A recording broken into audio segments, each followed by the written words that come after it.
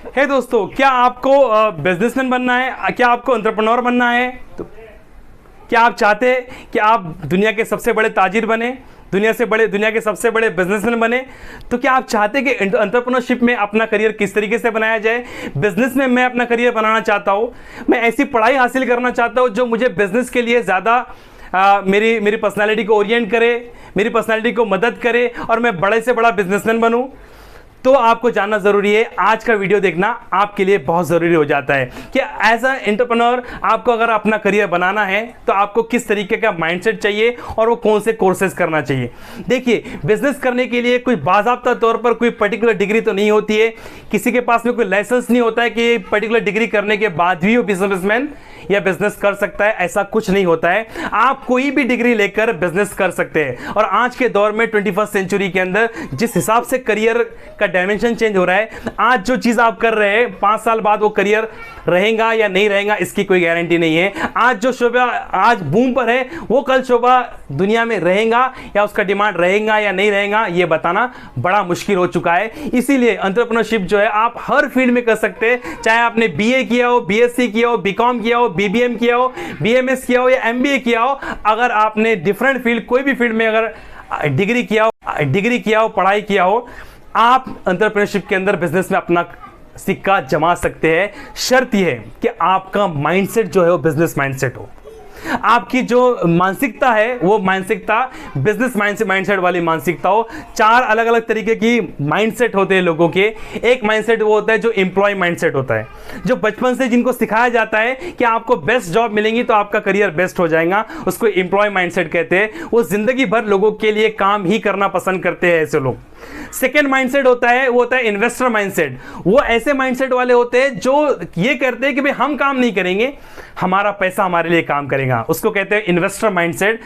Third mindset होता है self employed mindset, यानी जिसमें डॉक्टर्स और आर्किटेक्ट या फिर ऐसे इंजीनियर्स आते हैं जो खुद के लिए काम करते हैं, इनके खुद का कैबिन होता है और खुद के वो डिजाइनर होते हैं। ऐसे लोगों को कहते हैं हम लोग सेल्फ एम्प्लॉयड माइंडसेट। ऐसे लोग ये समझते हैं कि दुनिया में अगर वो पैसा कमा रहे हैं, उनका जो क्लिनिक पर वो जा रहे हैं तो सिर्फ उन्हीं की वजह से है, क्योंकि वो अगर नहीं जाते तो क्लिनिक बंद हो जाता है। ऐसे लोगों को सेल्फ एम्प्लॉयड माइंडसेट कहा जाता है।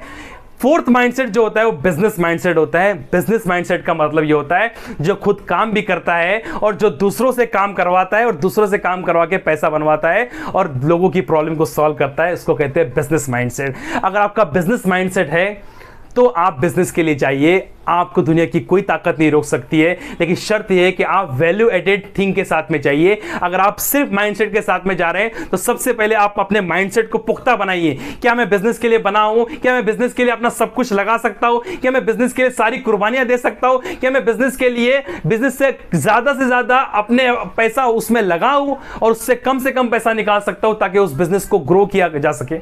बहुत से लोग बिजनेस में कमाते हैं, वो पैसे को इस्तेमाल करते हैं और वो पैसों से घर खरीदते, गाड़ी खरीदते। बिजनेस से पैसा निकाला नहीं जाता है, बिजनेस में पैसा लगाया जाता है।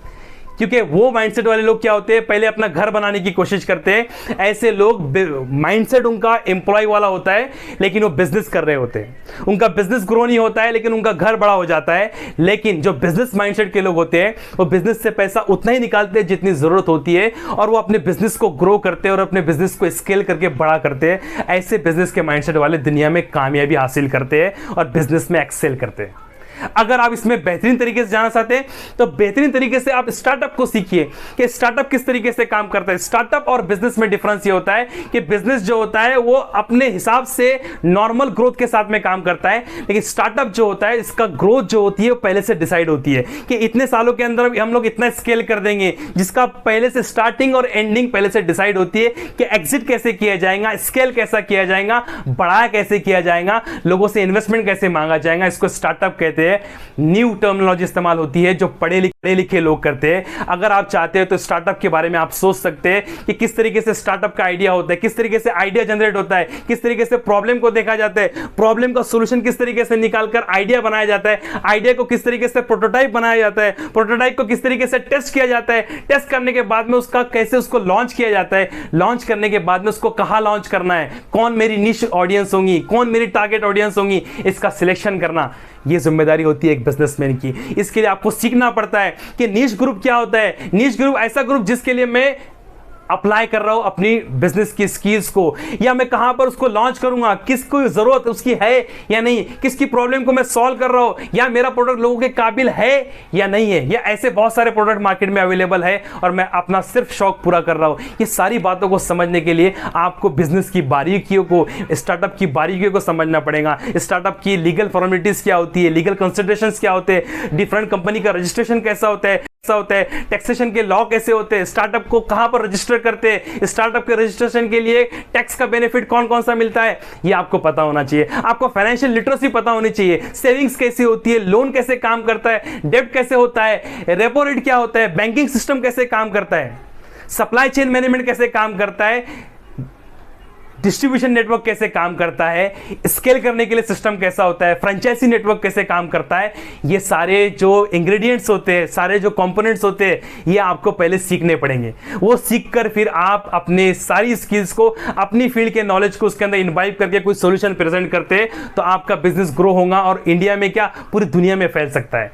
ये शर्त है बिजनेस को कामयाब बनाने के लिए। अगर आप इस तरीके का माइंडसेट रखते हैं तो आप डेफिनेटली बिजनेस में अपना करियर बेहतरीन तरीके से बना सकते हैं। अगर आप इसमें मजीद इंफॉर्मेशन चाहते हैं कि आप इसमें 11-12 के बाद में पढ़ाई भी करें तो आप बीबीए कर सकते हैं, बीबीएम कर सकते हैं, उसके बाद में एमबीए कर सकते हैं, ताकि आपको बिजनेस का ऑपरेशंस, बिजनेस का मैनेजमेंट, बिजनेस का परचेस कैसे होता है, बिजनेस किस तरीके से काम करता है, एम्प्लॉय कैसे काम करते हैं, एचआर मैनेजमेंट कैसा होता है, ये सारी इंफॉर्मेशन अगर आपको सीखना है तो आप ये पढ़ाई का रास्ता भी इस्तेमाल कर सकते हैं, जिसमें आप बीबीए करके या बीएमएस कर या एमबीए कर भी उसमें अपने आप को नॉलेज के साथ में बढ़ाकर बिजनेस कर सकते हैं और कामयाब भी हो सकते हैं। तो ये बहुत सारे मैंने आपके सामने बताया कि बिजनेस एक्चुअल में होता क्या है और बिजनेस में कौन से लोग कामयाब होते हैं, जिसके पास बड़ा विजन होता है, जिसके पास में लोगों के प्रॉब्लम सॉल्व करने की कैपेबिलिटी होती है, जिसके पास में लोगों के प्रॉब्लम सॉल्व करने का जज्बा होता है, जो लोगों के प्रॉब्लम को अपने प्रॉब्लम समझता है, वो दुनिया में सबसे बड़ा बिजनेसमैन बनता है।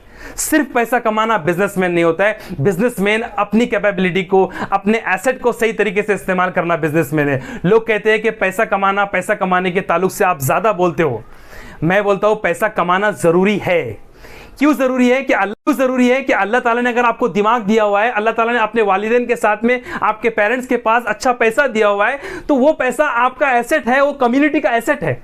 अगर आप भी उसको इस्तेमाल नहीं करेंगे, आप सिर्फ कंज्यूमर बनेंगे, आप उसको मार्केट में बेहतरीन तरीके से नहीं लगाएंगे, तो वो एसेट से आपको बड़ी इनकम नहीं हो सकती है। वो एसेट मार्केट में जाकर मल्टीपल टाइम्स होकर नहीं आएगा अगर आप सही तरीके से उसको नहीं लगाते। अगर आप कछुए की चाल चलते हैं और उस पैसे को नहीं इस्तेमाल कर सकते, तो आज का आपका 1 करोड़ जो है वो कल का हो सकता है कि 1 लाख हो जाए। लेकिन अगर आप सही बिजनेस की स्किल को सीखते, सही पैसा कमाने के, हलाल पैसा कमाने की तरफ जाते और बेहतरीन तरीके से अपनी टेक्नोलॉजी का, अपने दिमाग का इस्तेमाल करते, अपनी स्किल का इस्तेमाल करते और उस ग्रोथ माइंडसेट के साथ में काम करते, तो आपका आज का 1 करोड़ अगर बिजनेस में लगता है, हो सकता है कि वो 10 सालों के अंदर 100 करोड़ या 200 करोड़ हो जाए और इस तरीके से आप दुनिया के सबसे अमीरों में आपका नाम आ जाए। Thank you very much and best of luck for your future.